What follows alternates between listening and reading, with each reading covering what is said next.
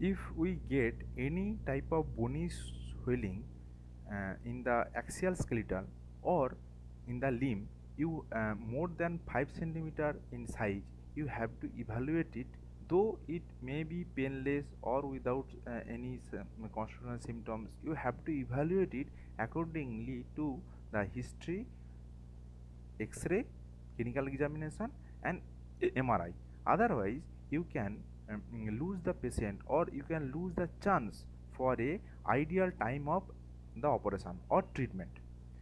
We got a patient of a skeletally mature patient.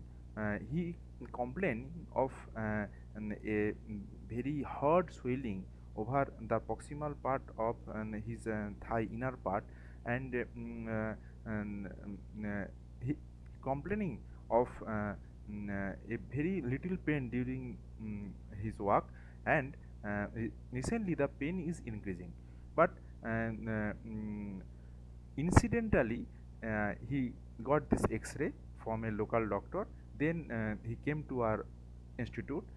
We evaluate this patient with a huge bony growth arising from the lesser tuberosity, and which extend up to the just end of the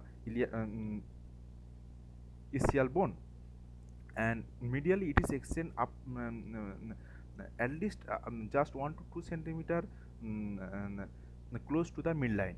So you can understand that how swelling is big, and there was a stipple calcification also find in the periphery. So this type of huge bony tumor towards the axial skeleton is seems to be a chondrosarcoma or huge osteochondroma.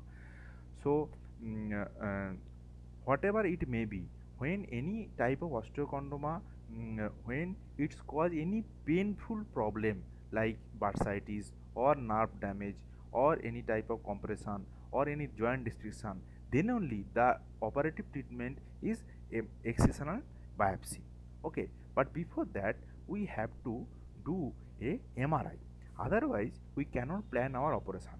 See, there is a clear cut cross section that in the posteromedial aspect, when this cortex and this cortex is intact, and the intercortical as the medullary cavity of this the bone stock is intact, so it seems to be a huge osteochondroma. But the question is regarding the cartilage cap and surround the soft tissue, and this patient is complaining us with a problem during the hip movement. So we plan for extra periosteal excisional biopsy, and before this type of operation we plan ourselves, because this is a huge vascular area which are going to cut any big tumor. So the normal histology or normal anatomy will be distorted, because there is a area of arteria profunda femoris which is highly vascular, and which has multiple branches. So each any artery or any branches will getting in to this tumor that can cause a devastating problem during the excision.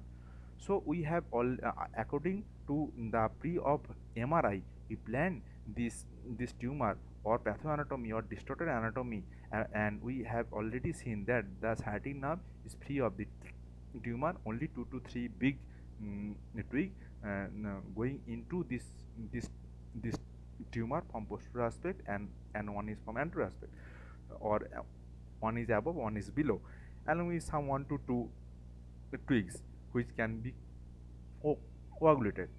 And after that we have put then this is the palpatory method. We can palpate the huge tumor. We approach to the medial aspect, from the medial aspect, and we surface mark the neurovascular bundle.